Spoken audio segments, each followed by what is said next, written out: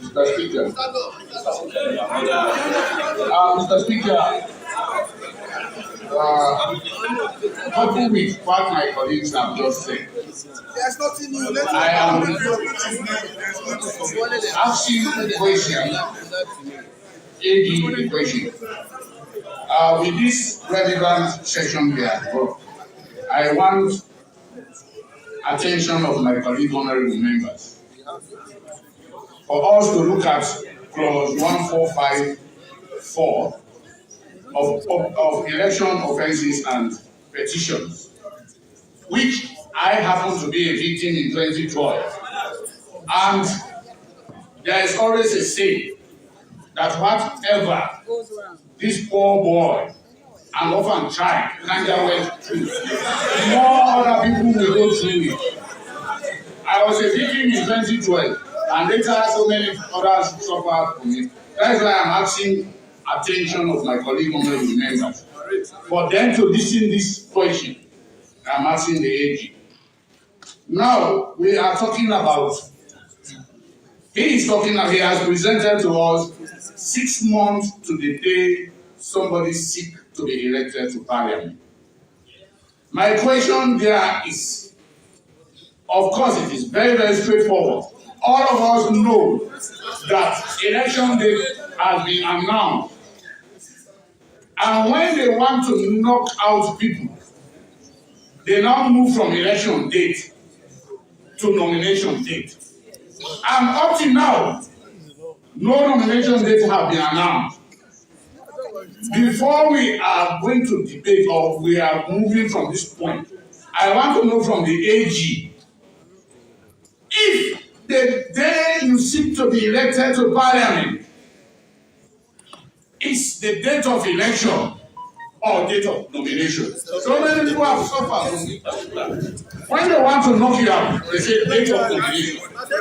So I want the AG to clarify this area.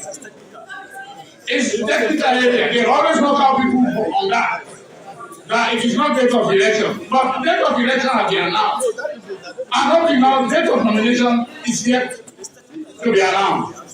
So I want the AG to answer that question before we go to the stage. I thank you. Realize the technicality. Thank you very much. I want to borrow the words of the chairman of the legislative committee, Honorable Mary. An issue before us, whether it's an ugly, the good, the bad, or the ugly, definitely we must discuss that issue. Clearly, the learned Attorney General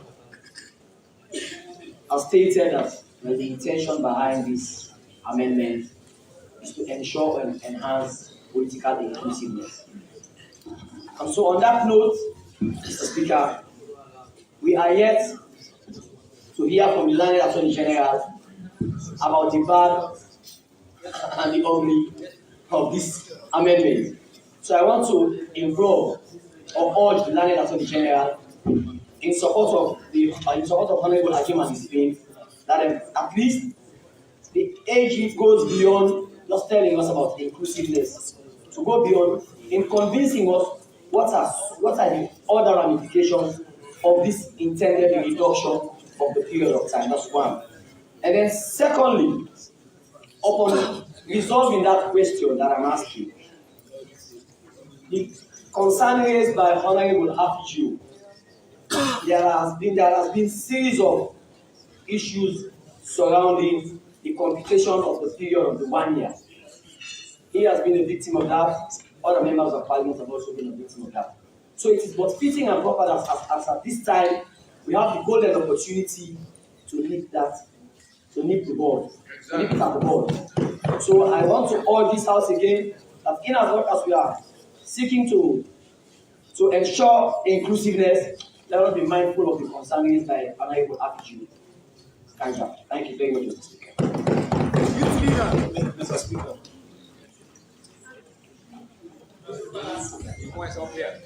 Mr. Speaker. Whose voice is that?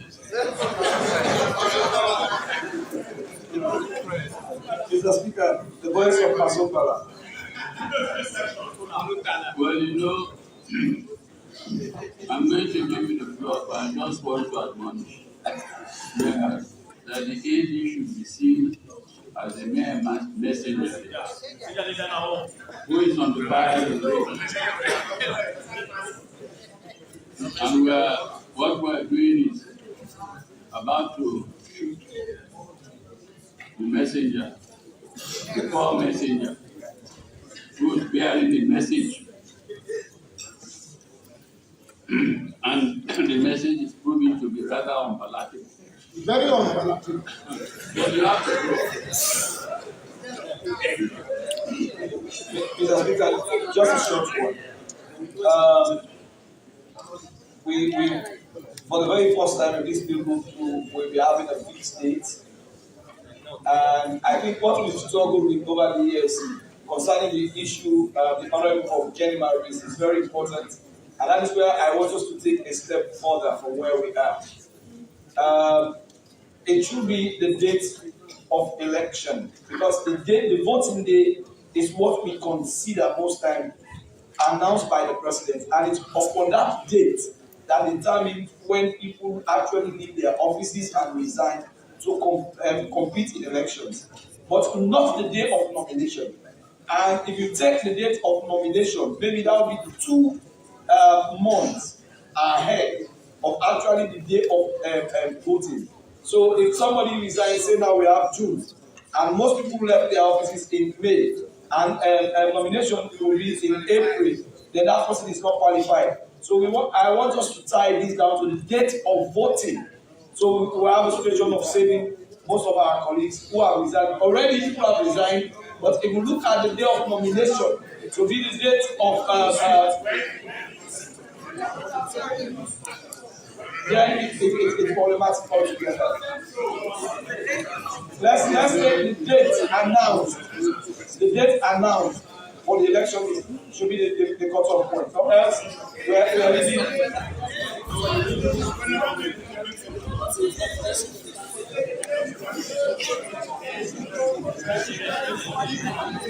Solid. Mr. Solid.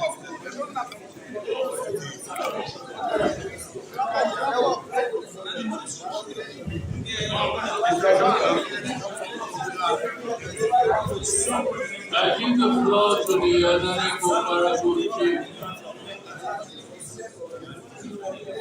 Oh, sorry, I didn't see you minute.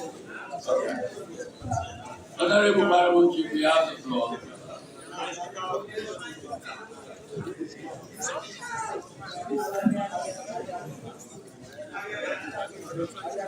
Honorable Member of Parliament, that amendment is not going to affect the paramount chiefs.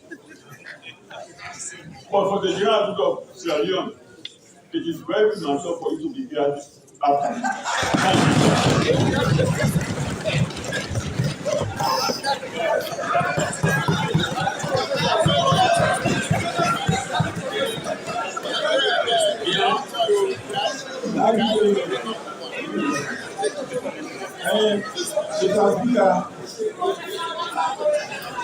Mr. Speaker, my colleague from Gambia attempted to interpret the Constitution. And of course, the question was thrown to the Ghana Attorney General, probably we want to listen to him and try to give an answer. But as far as I know, by my own interpretation of the Constitution, 76, 1B, eventually the Supreme Court will have to interpret for us.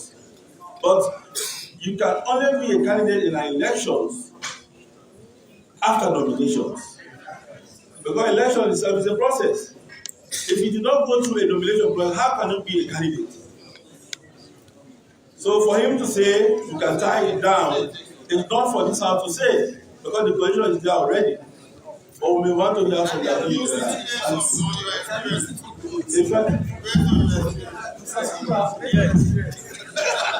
It seems as if we are deviating from the debate. Mr. Speaker, if you look at the amendment that is before us, it besides the state that the intention is to amend 76(1)(b). That is the intention, Mr. Speaker. So what we are now talking about is introducing something totally new into the amendments which is being sought. And we cannot do that because the object in the bill are specific. So I implore colleagues that we focus on what is before us. People want to kick out 76(1)(b) and bring in something new. Then we will have drafted the bill, dealt with this, and passed it again. We're not supposed to do that. Mr. Speaker, sir, please.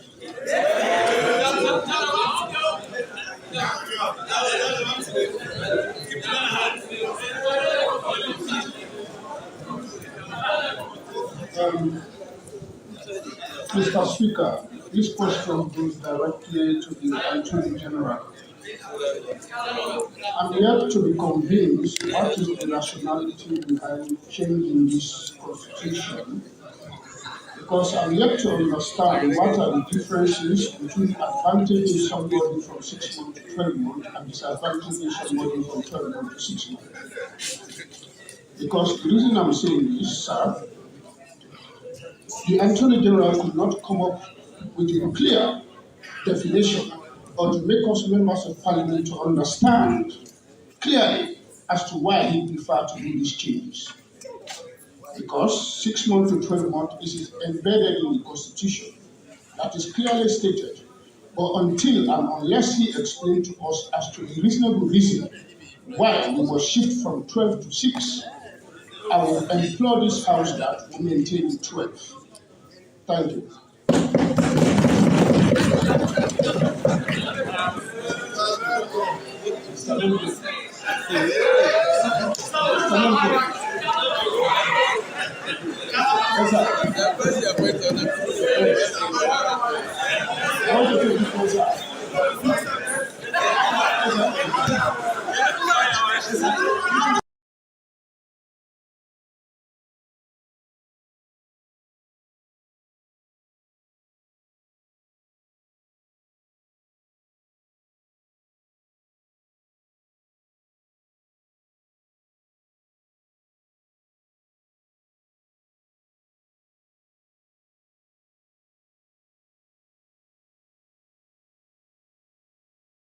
Avoid the anger of subsection 8 of section 108. So by bringing these two constitutional amendments, proposed constitutional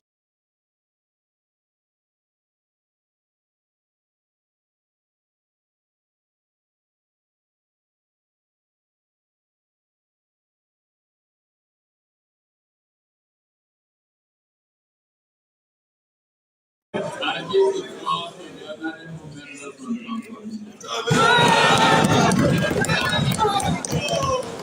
Thank you very much, Mr. Speaker. I always say Tamempo is a gay.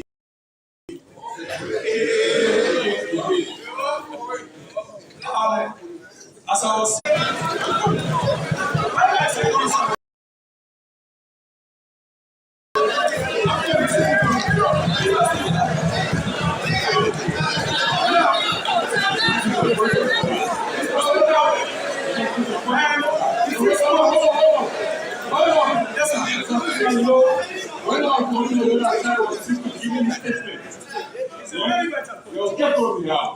So allow my brother to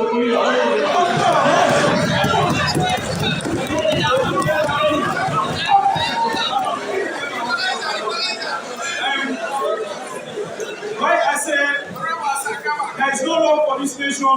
For example, you give somebody to resign in 6 months' time. You tell this person to embezzle more money from the consolidation.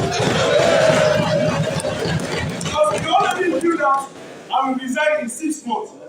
If I own an office, very important office, a vital office, I will continue to embezzle the money of the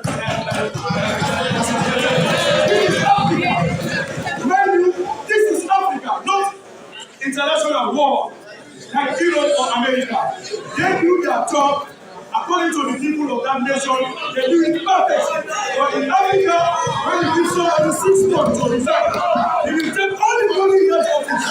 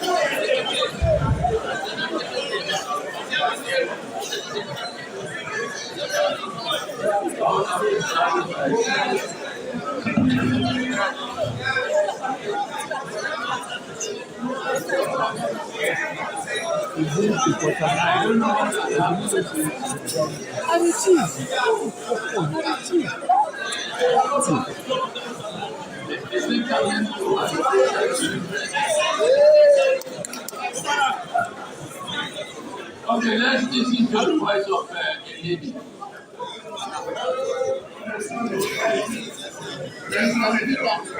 Honorable members, my take for this debate is that I want to call the attention of people coming to aspire for the position of honorable-ship. That when at any given time you want to aspire, give yourself at least 1.5 years if you are in the office.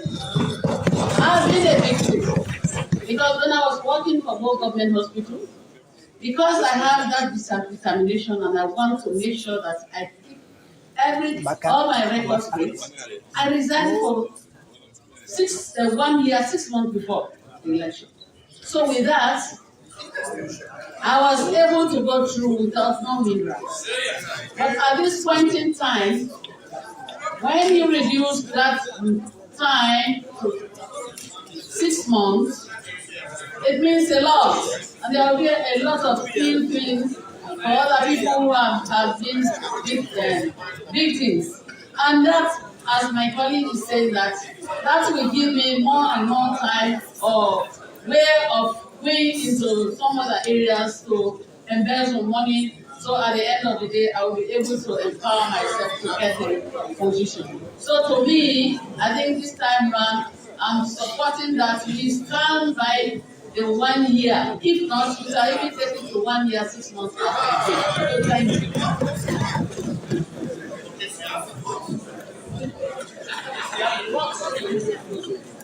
Honorable member from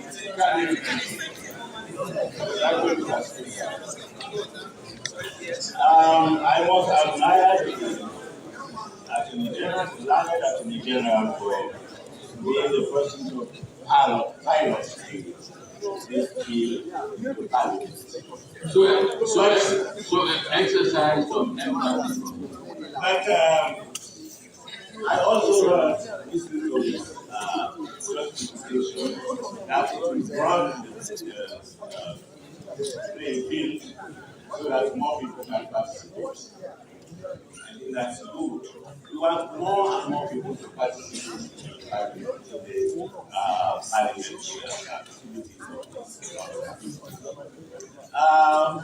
but we also know that it will give the aspirants time to join. But I always think that becoming a member of parliament is a big thing. It's a big decision. And it's not a decision you just take overnight. You should prepare yourself. You should muster your thoughts and see if you have the relevant patriotism. Play something. Do something to show that you are committed. You can't wake up one morning and say, I will go on. No, I think people should think about it. We want committed members of parliament. Members who thought about it and have fostered the necessary patriotism, love for the country, and can sacrifice a few months, 12 months, to make sure that they are there prepared to do the job. So, Mr. Speaker, I think it would be good to have the play very broadly, but I think the issue of patriotism, the issue of being ready to pay something for something valuable is more than that. And I think I would say this should be given due consideration. I think at this point, frankly, let us save time for the real bill that has brought most people to this chamber today. So let's wind up. May I present something substantially different from Mr. Speaker? Really? Yes, sir.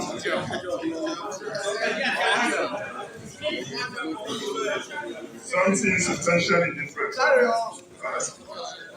Thank you so much, Mr. Speaker. I listened to the Honorable Leader of the Opposition admonishing that we should not deviate from the object of the bill. I want to agree with him. I also listened to the Honorable Member from Cambia and that of the Honorable Member from Kenema, of their various submissions. And I want to agree with them that we already have a proposal of election date, a specified election date. And we also have a proposal in the bill that is before us of a resignation period. Therefore, if we have a proposal of resignation period, they submitted a point of resignation, of which I think it is substantially different. That in that circumstance, therefore, if we are saying we should have a specified election date, we have to know that electioneering process starts from nomination. But we don't have any fixed date or any fixed period as when nominations are to commence. Therefore, we are not to determine when to resign if the process of electioneering starts from nomination. To me, there is a point, and the Attorney General needs to clarify that area to us so that we can clearly be guided as when, people that may want to contest elections, the date they should use to resign.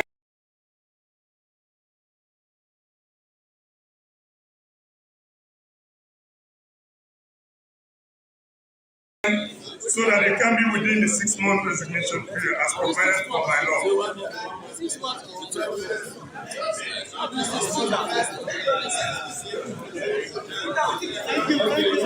What is different?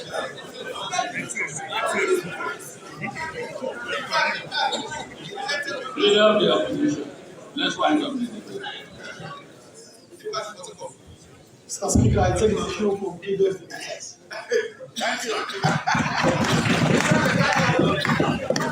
Leader of government. Mr. Speaker, I just seek your judicial legal to ask for interpretation for the good of the House and because 76 1B as you did for the interpretation for those who call members right to so that we can get that in correction. It's very good. Remember, they have raised it and we want to get interpretation. The AG cannot wait for us because it is the Supreme Court to give us proper interpretation of the Constitution. So at this point, I do the same like the leader of the opposition.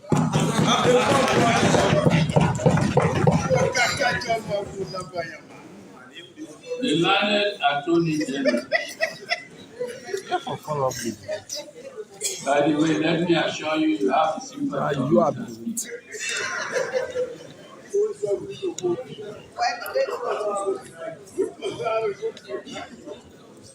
Mr. Speaker, honorable members, I share the passion and I share the plight of honorable members, especially so when it comes to the dates and the period of resignation. To say to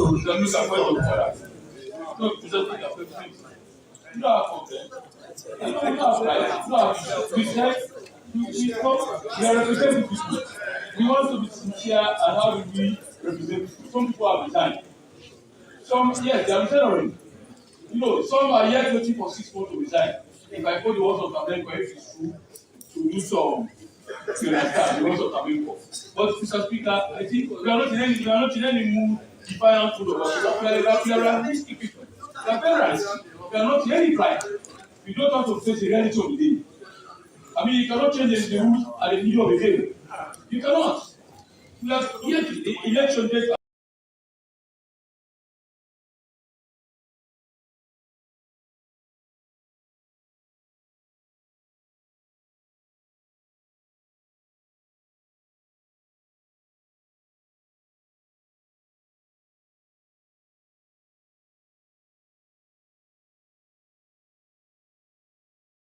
Now, and people have resigned.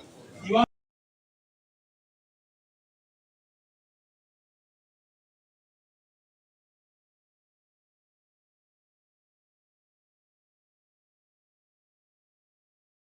of the word life, and they are telling you that nobody is under any blight at all, as far as this particular proposal is concerned. Mr. Speaker, honourable members, noted, sir. And I'll replace the word plight with concern. Mr. Speaker, honourable members, everyone in this world will argue with me that this is a dynamic nation. And we are all optimistic and we're all very positive in terms of progress in our lives. Mr. Speaker, honourable members, a huge number or a proportion of the country are disadvantaged when with the fact that they will not actually give their the right. If I could reference to say most of the people in offices, I will tell you that most of them are teachers who are very much interested to carry out their services to the nation in various ways. And most of them are not opportune, are not board controllers to have access to any means that they could get something enough to change their position. But again, Mr. Speaker, this provision that I'm before you with for this amendment is being sought by consultations of the entire of this country. A very thorough consultations were done, and people acceded to.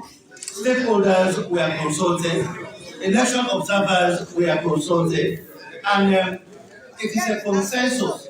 That is why what is before you now is not at all costs or in any way mandated. It is a proposal being put to the House. It's for the House to accede by reducing the time or the House to stay the position. But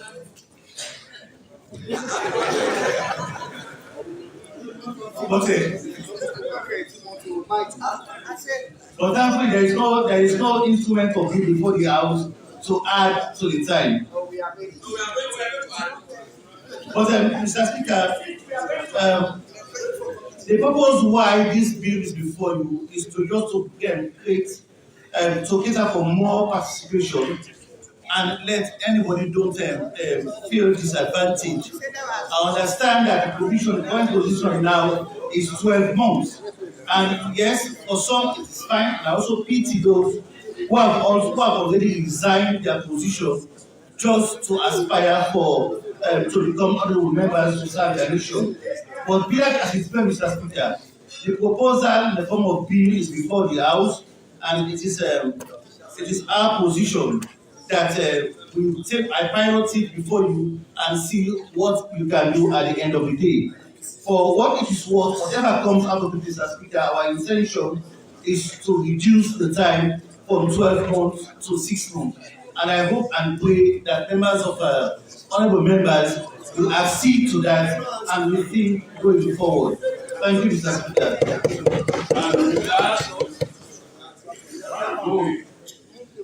Mr. Speaker. Mr. Speaker, honorable members,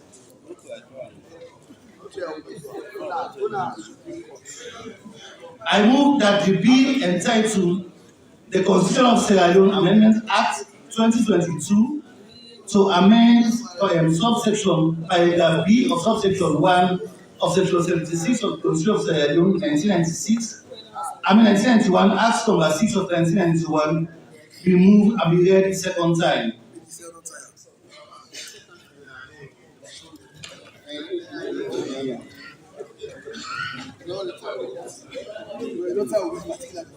Honorable members,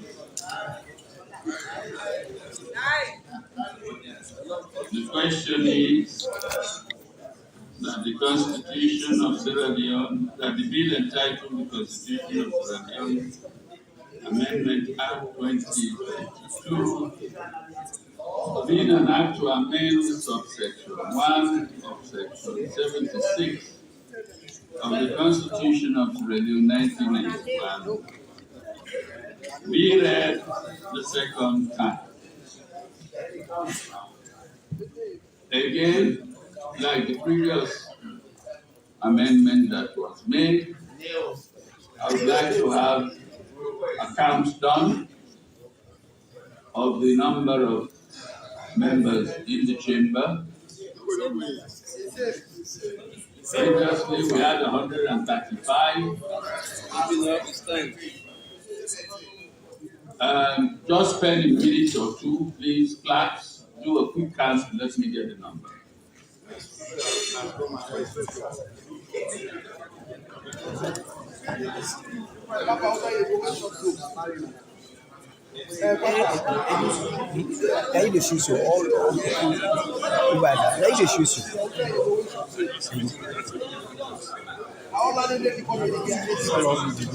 Now they follow.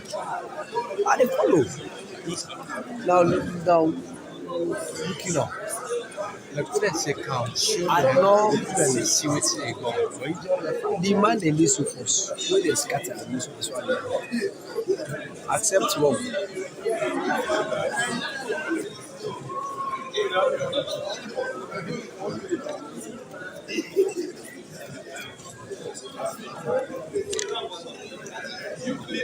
Look at this thing.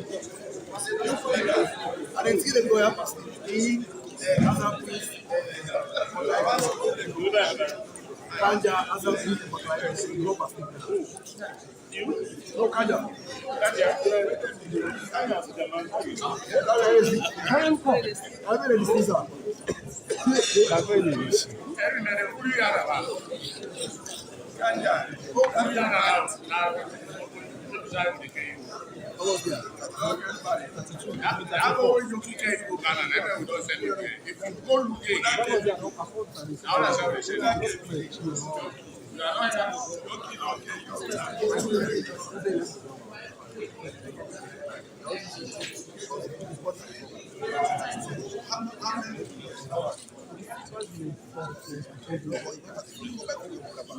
Let's say they can 32.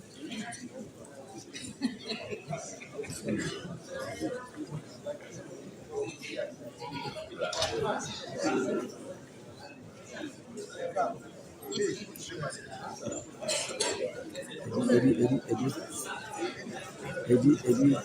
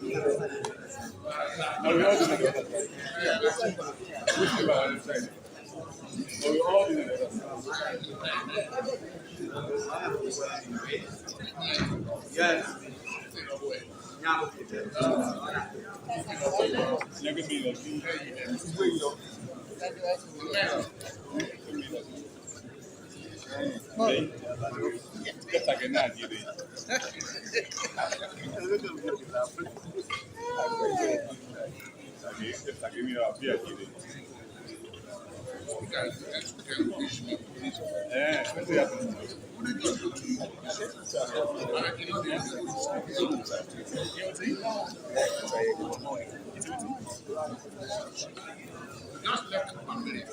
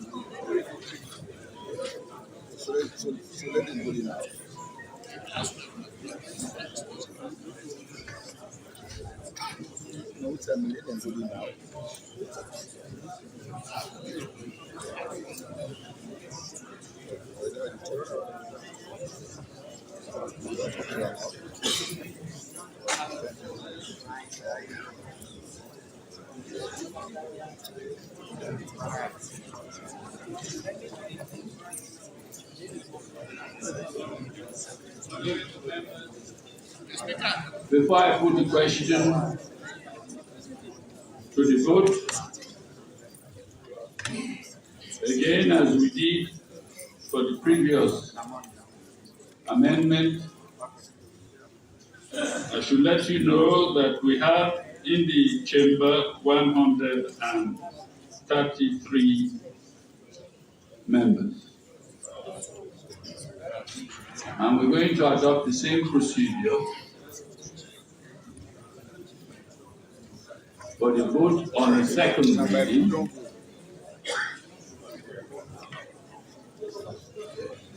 Unless I hear a no vote before we actually get into a proper division. But if I hear none, I take it that it is the wish of the House to pass the motion by acclamation,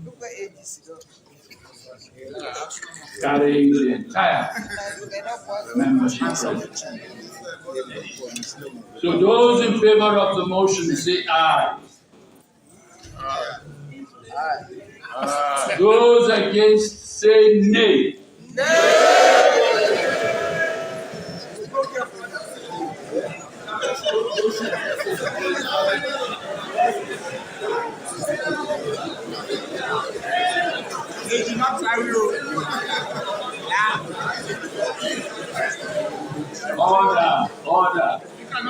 Order. I'm sorry. I wouldn't say I'm hard of hearing, but I'm going to put the questions again. Just to be clear in my own mind. Those in favor of the motion say aye. Aye. Aye. Those against say nay. The nays have it. We don't win the runoff.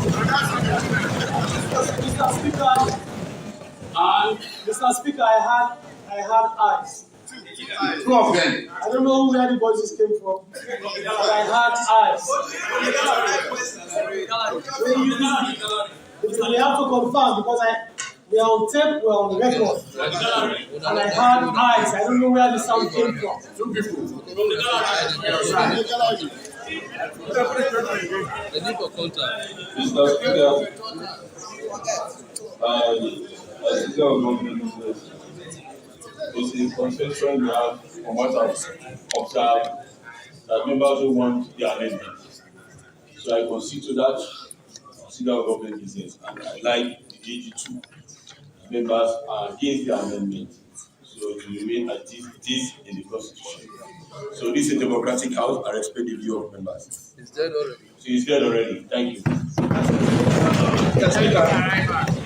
Speaker, for the records, I drew the line with your previous ruling that to make it clear, put the question again. If it has an I, then you cannot accept it. So you have to put the question again. It cannot be done this way. You have to put the question. If it has an I, single I, then you cannot determine two things. Except you stand by your constitution. So you have to put the question again. Mr. Speaker, you know, then I want to see the open. No, but he's right. No, don't put the question. You sure you have to. I'm going to put the question. Yeah, put the question again. Because if you recall, and I want this for the record,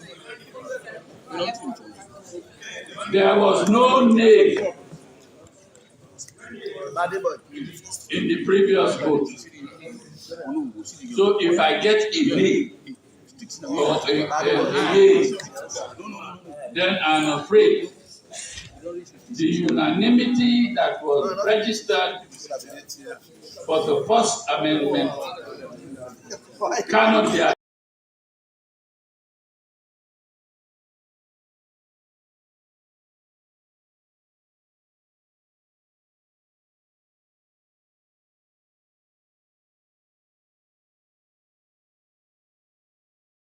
attributed to, and it puts me in a quandary. So I'm putting the question again, honorable members. Those in favor of the motion, say again, say nay. No! The nays have it.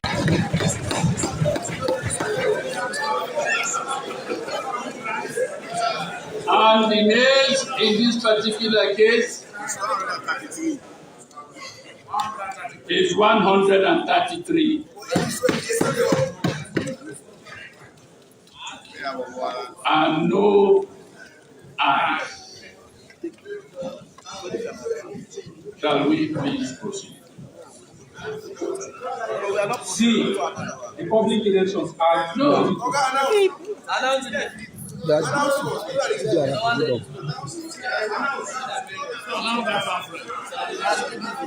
I've been defeated.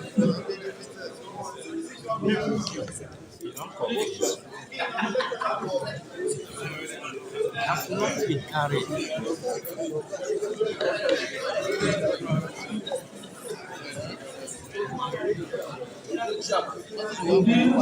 The motion for the amendment of the Constitution of Sierra Leone Act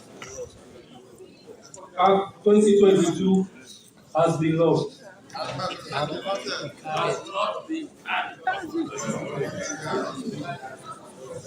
not been carried. It's not get petrol. Go to line of here.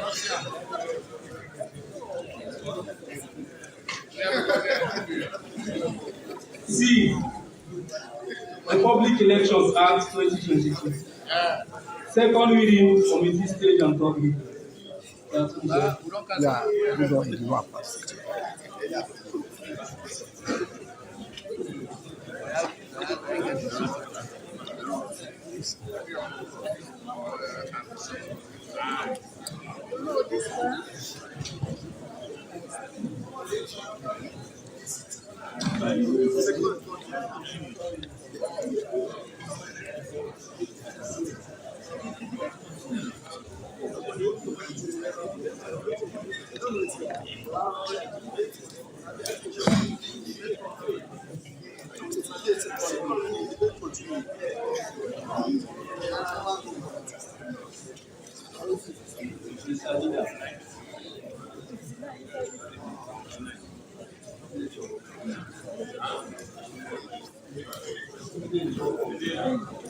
The debate continues. Mr. Speaker, I wish to raise point for our consideration before we continue with the bill.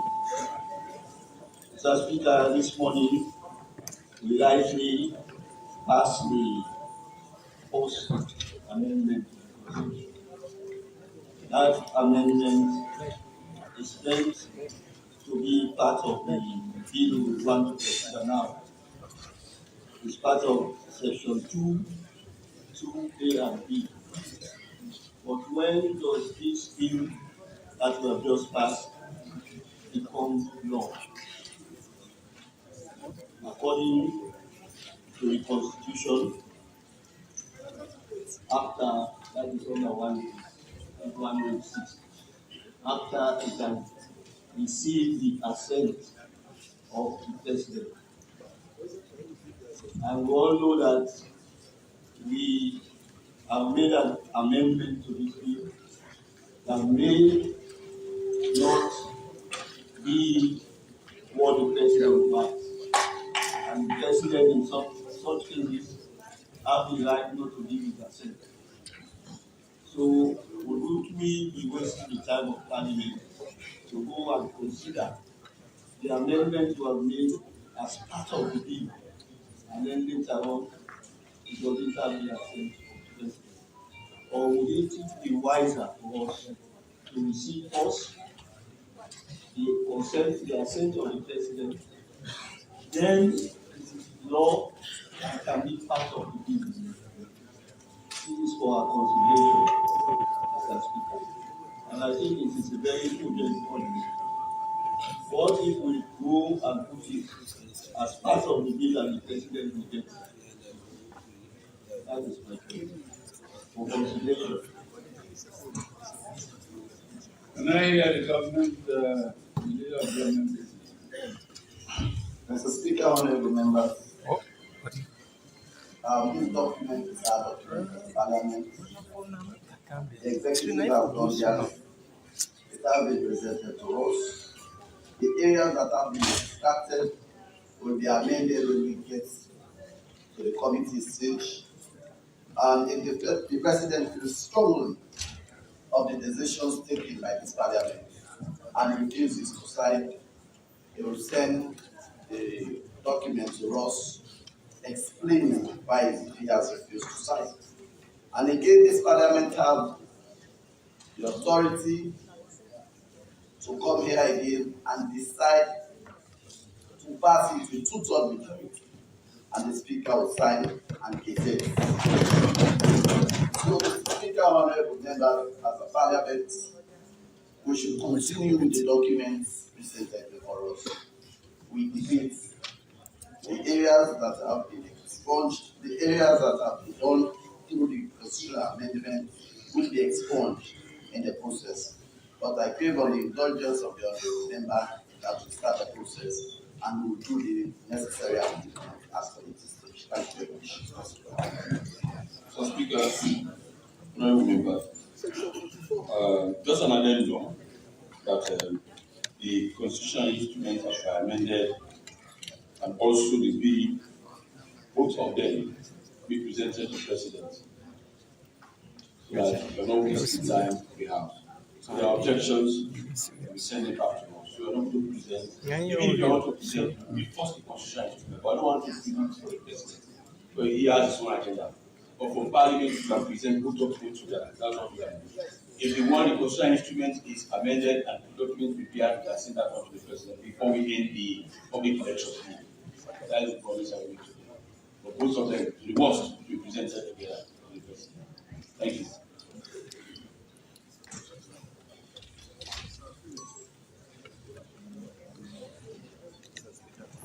Thank you, Mr. Speaker. Mr. Speaker, I am not really resolved at the point of contention. I'm asking for clarification. What if that is the point? What if we debate the bill? It is accepted as part of the bill, and the president then does not give his assent. That is my point. Just a point of caution. Or where would it be sent to the president? Because if you read section 108, that is what should be done. First, when it becomes law, then you can insert it in the bill. So we cannot go and insert it in anticipation. That is the point I mean. We are saying that parliament can do things lightly, lawfully. Let us continue that way. I was very impressed with leader last week when he was insisting on legality. But this is what is legal. Let us have it accepted. So in the meantime, you're asking with temple rights to await the assent. Is that what you're suggesting? That makes sense. That makes sense. Thank you.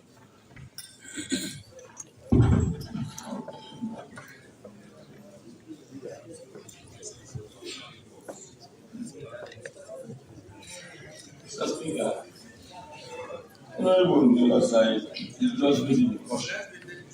And I've said you should believe, because I've stood on legality of several times. You should believe me, I've said we should make a presentation to the president on the two issues here, the two instruments. And the people of this nation are looking at us, want to hear us. Because so, as you said in your opening statement, so much misinformation is sent out to the public. So let us start the debate. The debate is already on. You know, we have stages we pass through. We have this in second reading, we have to go to the committee stage, we have the third reading and pass it to law. So we accept your caution to follow. And I assure you that I think the president will not reject this amendment, Procedural amendment. Because it's very clear. Because we are young for it, we have cooperated, and everything is okay here. 2 thoughts is not easy to get. So to get the other side, to join us to have 2 thoughts, it's not an easy business. So even tomorrow can send it, but not just continue the debate. You see, so I think the AG is here, is representing the executive. He can tell us, and he can give us that assurance that His Excellency will sign, and I believe he will sign it. So let's proceed. I mean, we have never, since this parliament, the fifth parliament, we have never sent the document to the president and rejected it. That's not happened. That's why we do proper consultation. And this is a constitutional amendment. So I want to bring it to speed that we have done the little we can, and we have reached this point, and we have gone to talk. I want to say thanks to you for doing that. The question is noted. I promise you will not waste the time with this. Thank you, my brother. May I suggest a compromise between the two positions? And that is that we proceed with the second reading and not conclude the second reading until we receive the presidential assent to the bill. Mr. Speaker, once we conclude the bill, that's what we don't just reading. Because there is time bound, registration is going to happen in September. There are things that we need to do, Mr. Speaker. We are wasting the time of the commission. They are raising very But you just said. I said, Mr. Speaker. You do not envisage any obstacle. Yeah, but you are saying now until we conclude second reading. We want to complete second reading tomorrow. Let's have the debate tomorrow, Mr. Speaker. And you are saying until we conclude the second reading, we have a committee stage. But what I can assure you, Mr. Speaker, before we enact the bill, that's a very compromising point, Mr. Speaker. Before we enact the bill. What do you say? Leader of the opposition. Mr. Speaker, as I said, I don't envy you. I said that this morning, and still again, I don't envy you. The point that was raised by my colleague from constituency 1, 2, 4 is a salient one. I agree with the leader to a certain extent, but Mr. Speaker, we could wish to conclude debate tomorrow. It could be our wish. But if circumstances arise that will not merit that, it will be difficult. So let us address what is in front of us and then make progress. But we will not undertake that we will conclude tomorrow if he cannot conclude that we will get the assent again tomorrow. As it says, the age is here. And we are dealing just with one page. These are straightforward documents which will not take the whole day to correct. So it depends on how we manage the business of the house. That is what I will say, Mr. Speaker. So you are not against us making progress? Yeah, but I cannot confirm that we will conclude tomorrow. No, forget about tomorrow. Let us make progress. That is the important thing. Mr. Speaker, Mr.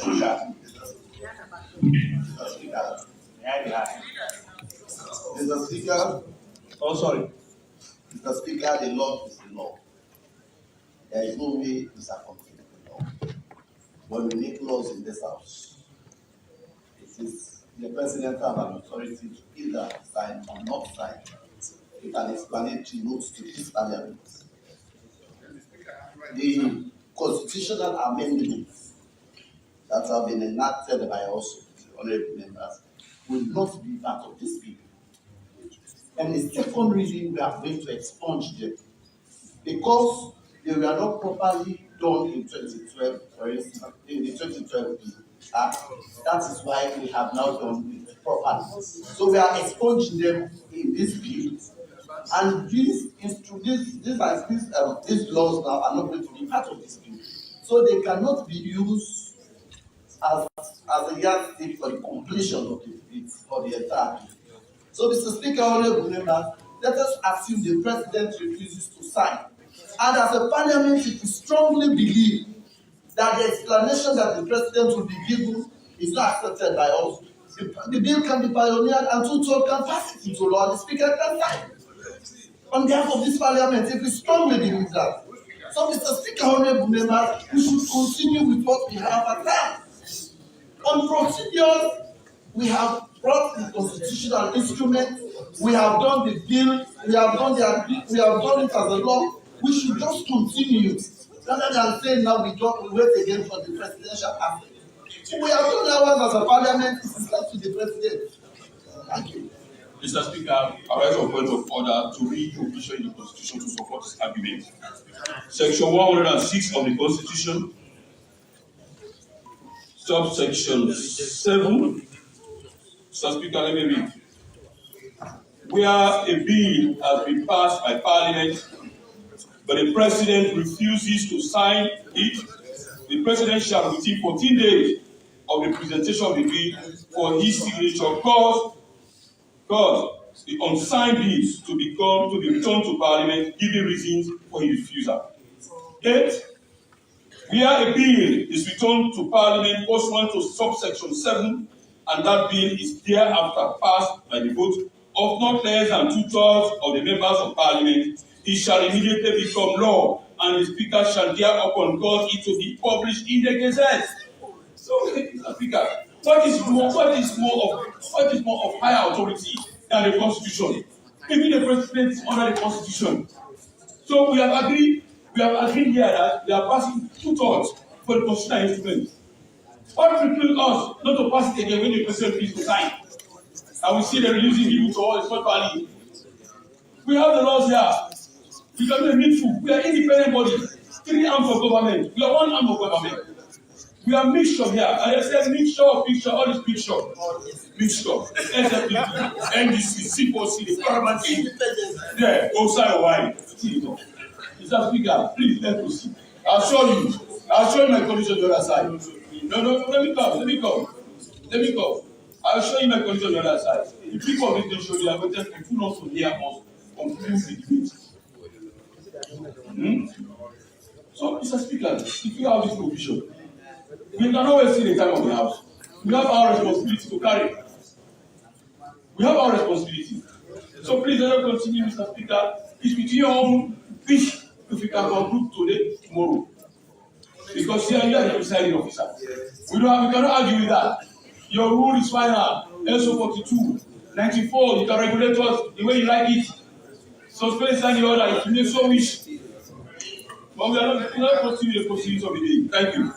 Mr. Speaker, you recall my submission was based on that section, not section 6 of section 108. Not under 106. 106 is for ordinary bills. For bills that affect the amendment of the Constitution, it is 108. 6. And the submission made by the deputy leader is not correct. The bill affects section 2 the amendment was made in the bill of part affects section 2 of the public elections act 2020.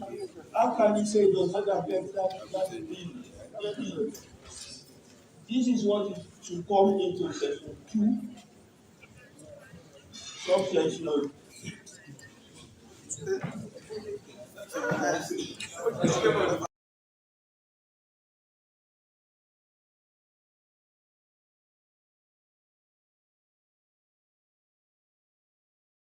Section 2A,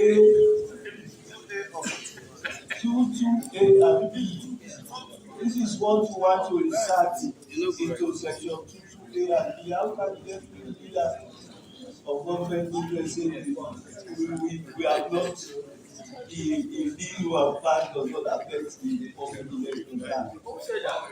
The deputy leader, he said that. And he said it will be expunged. No, the section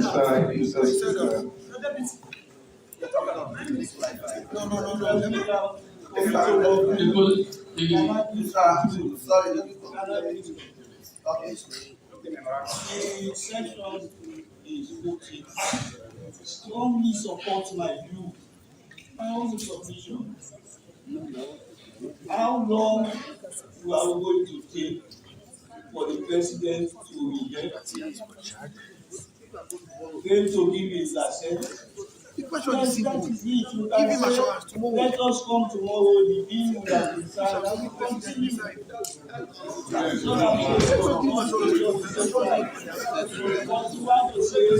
If you want to say, if the president does not give assent, the speaker can sign after voting again. It will take a longer period than what I have suggested. Position to take. We can go and get the bill signed today. I understand the position you've taken, member, but I'm sure you are not suggesting that we stop the debate on the public elections bill, whilst we await the assent of the president. We can proceed with the second reading. Yes, Mr. Speaker. You made that suggestion. None of us here opposed it. Fine. They came up with another. No, that's not true. When you said you can go on, you call on my leader, and he gave him the response. You did not say don't go on. I think we can go on with the second. But the statement of the deputy leader was not on all fours with what transpired. We went off the road. Because we were making progress. He almost crashed. Yeah, he went off the road. Mr. Speaker,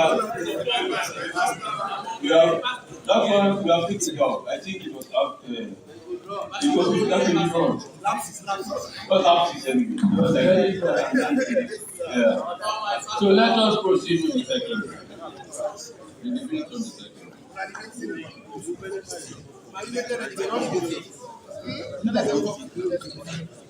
Yes. We proceeded with the second. Yes, Madam. Mr. Speaker, please.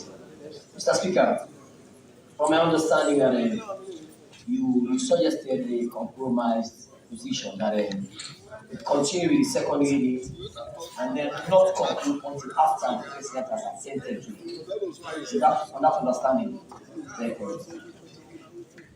Madam, you have the floor.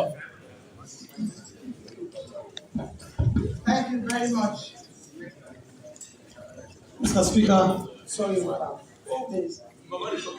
Please, that's why I'm pleading. Mr. Speaker, I just want to remind you that earlier this morning, I averted your attention to section 108(9)(b).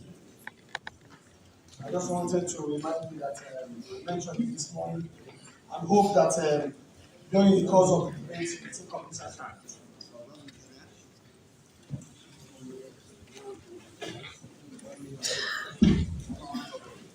Thank you, Mr. Speaker. Mr. Speaker, honorable members, in life, one has to take opportunity in all aspects, especially when it is good. Before my intervention, as I am purely going to talk about the issues of women in these fields. So with that, during the weekend, His Excellency was in my constituency, both in 93 and 94, to commission the second longest bridge that has caused so much mayhem, killing women. So many women lost their lives there.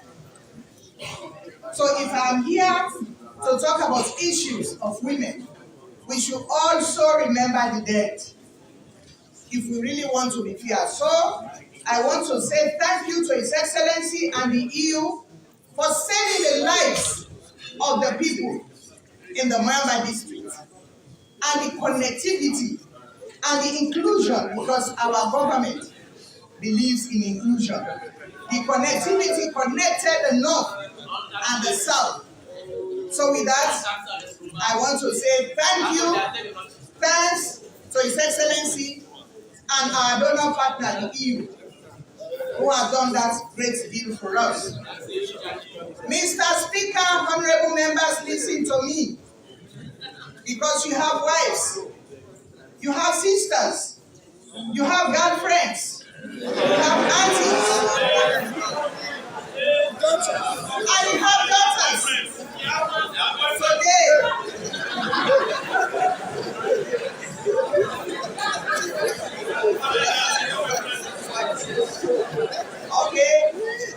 Today I'm standing here to represent the women of this country. As the president of the female caucus of the Sierra Leone. Before my intervention, or to call your attention to what I am going to talk about, is to recite the first stanza. I am not going to sing it, but I am going to recite it to know the importance of women in this country. All across the nation, all around the world, women are longing to be free, no longer in the shadows, forced to stay behind, but side by side in true equality. Sing a song for women. Sing a song for women that rings all around the world for development, equality, and peace. I underline those three words: quality, equality, development, and peace. And this is what we are yearning for. We have been crying for the 30%. And we have seen it. That is why we are always talking about the political will. And I want to say thank you to the minister and the directors for coming to our aid. As I took this bill, it has been part of me for the past days. I sleep with it, I walk with it, I even eat Because what we have been crying for, it is embedded here. What I was expecting, even if women were not given cards to come here, but I was expecting women to be around holding placards in support of this bill. 55C and 59(2) is clearly stated here. Mr. Speaker, honorable members, not only to take women, the vulnerables, because I always say we are vulnerable, the youths. Innocent women, you take them, go and demonstrate, go and do this. So at the end of the day, you are going to be forced either to be molested or taken to Pademba Road or elsewhere. But these are some of the things that we want to see women do.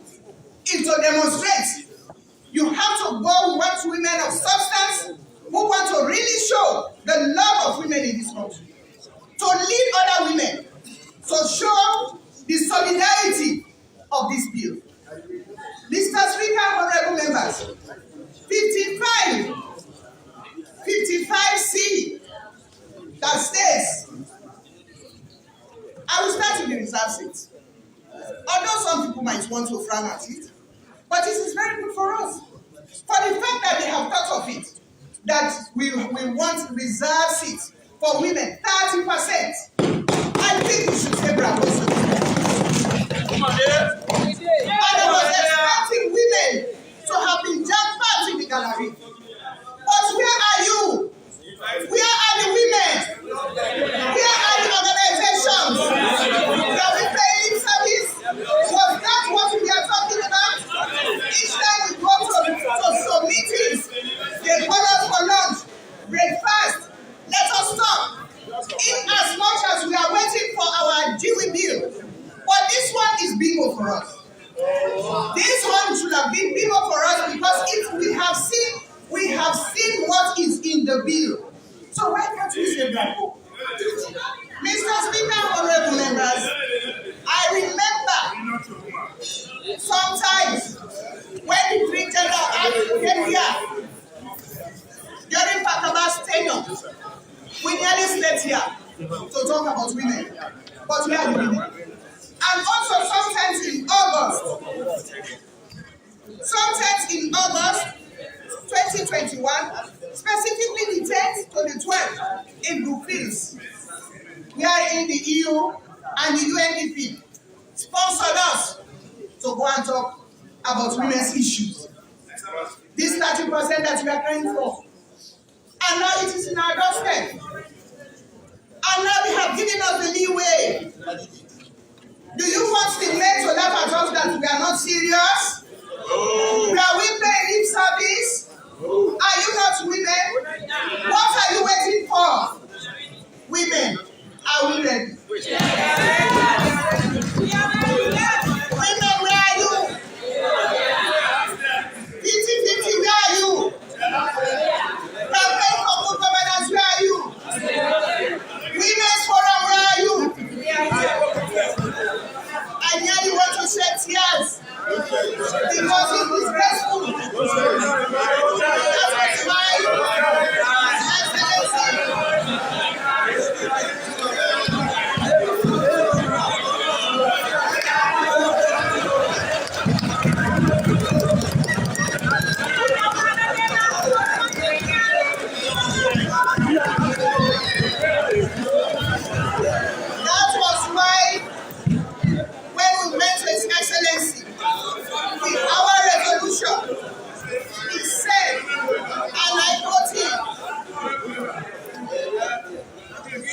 he said, and I quote, if you want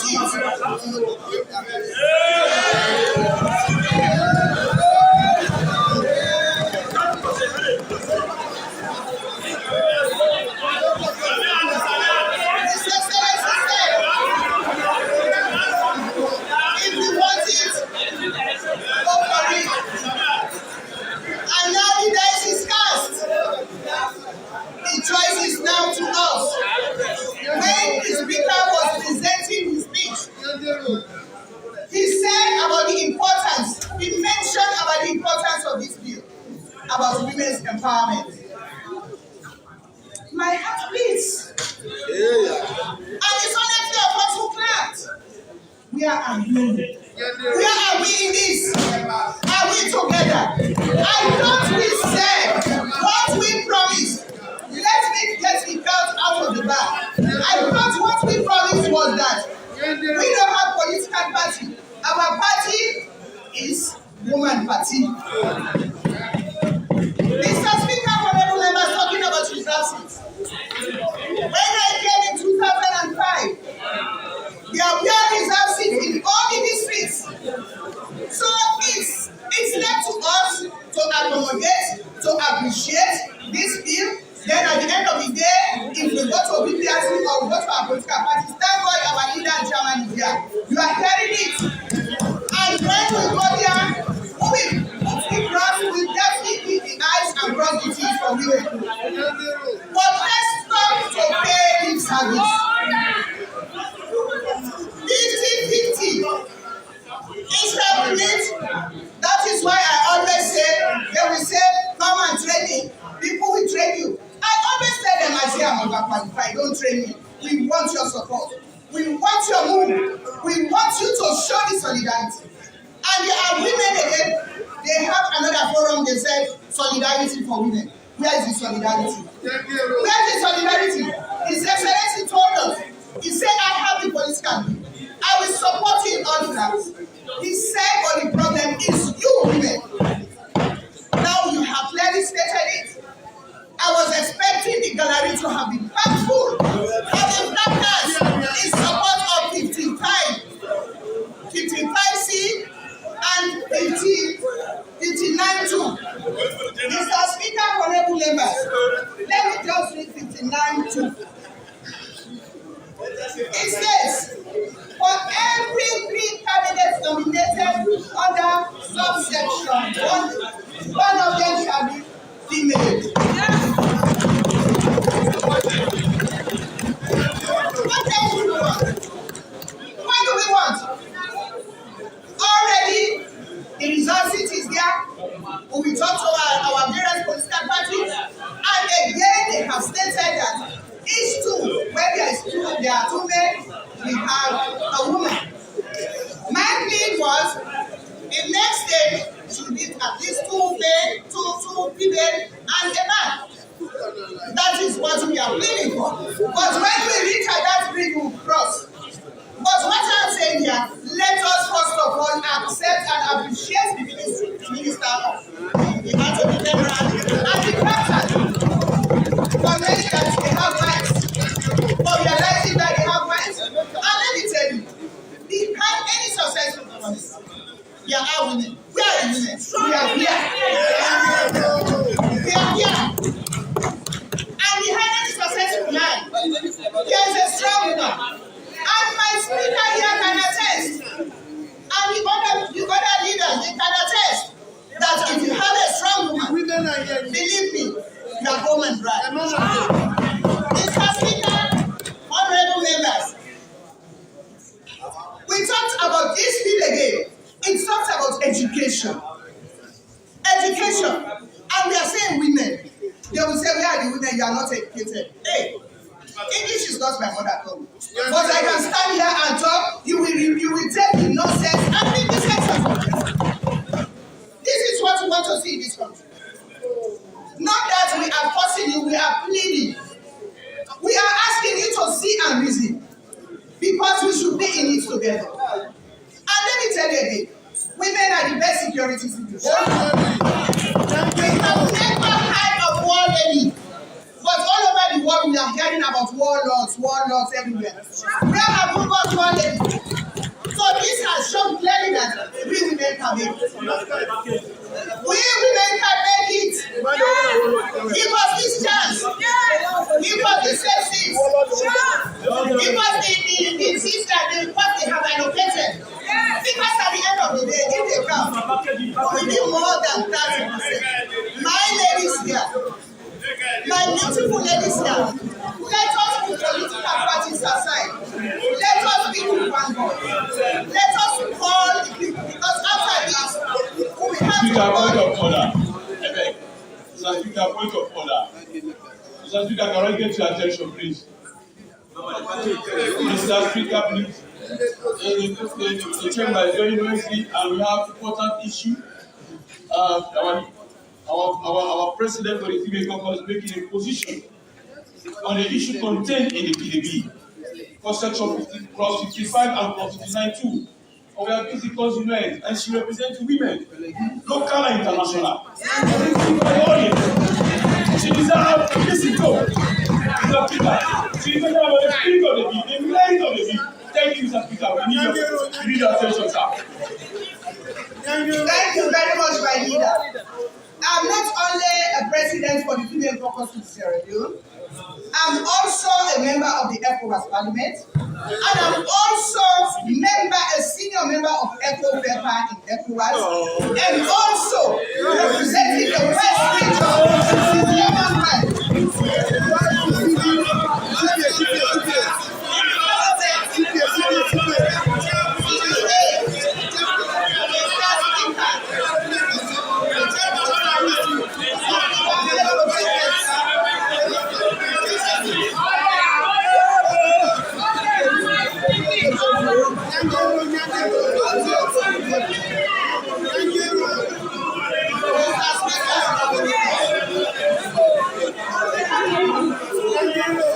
Honorable members, the undertones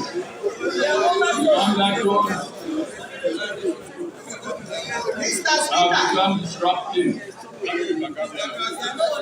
The undertones have become rather disruptive. Thank you very much. Thank you very much, my sisters. This is our day.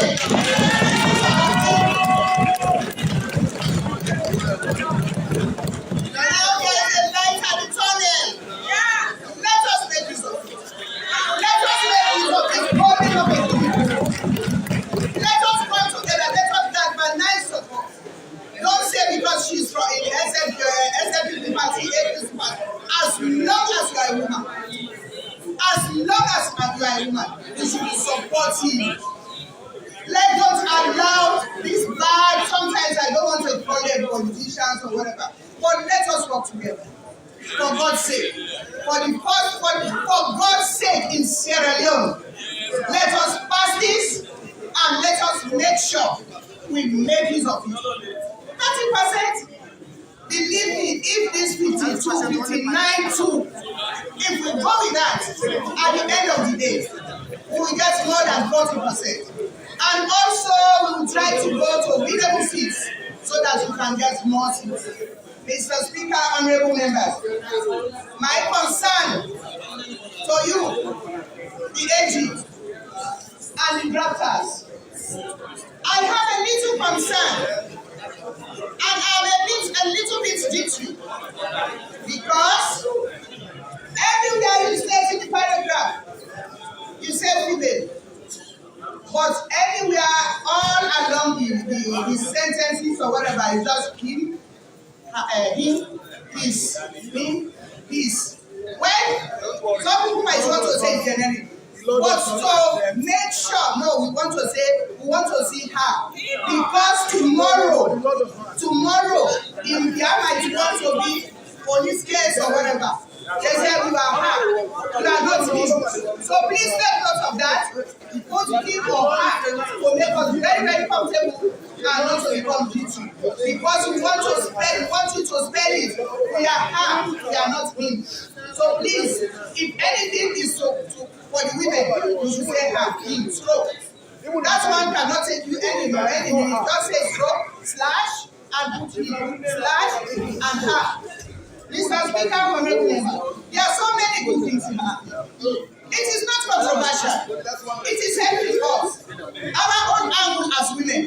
My women in this country. My women all over. Please, let us support these people. For once. Let us support because they have given us 30%. I know, I believe it's my men. us to achieve that aspiration. And our political party will help us. But they want to see the seriousness that we show in this house. We are representing the voiceless. Thank you. We are representing because the women out here, we have some elites here. They would have come here to stand to talk. But they voted for me here, and they voted for each and every one of the women who is there. So they don't have to talk. It's only us who will talk for them. So please, my sisters, let us work together. This is a chance. This is our will. Let us live with it. Let us work with it. We want to say a very plenty, more than enough. Thank you for thinking that you have a wife. It is no longer about Veronica. It is no longer about Nene or other women out there. It is about the people who are coming behind us. If we don't fight for them now, it will be a force on us.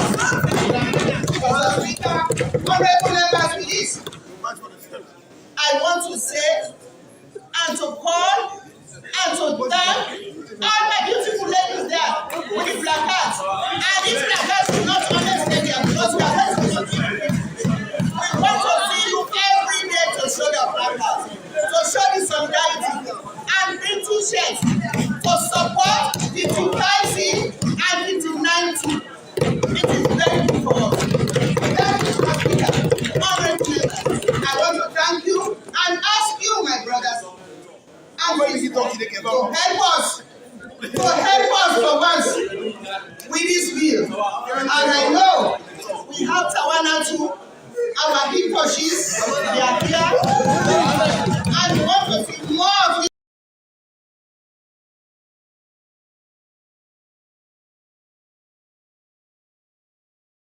To rise up.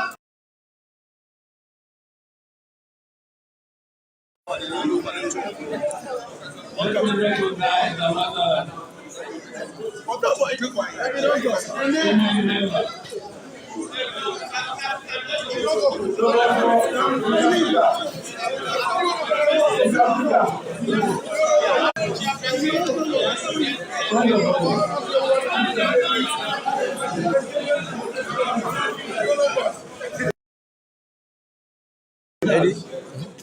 Take note. Offensive 32. If you've already taken the floor on this matter. I like all this. The honorable member from Koinadu. On the assumption that you have not spoken before. You know I'm honest. Always. You know that. On this team, I've never spoken. Thank you very much. Hey. Mr. Speaker, honorable members, I want to start my intervention on this bill by reference to the memorandum and object of principles. The object of this bill is to repeal and replace the Public Elections Act 2012, Act number 4 of 2012, to provide for supplementary provisions in section 32 and 33 of the Constitution of Sierra Leone with respect to electoral commission and to provide for other related matters. Mr. Speaker, honorable members, when I read this memorandum, I was worried.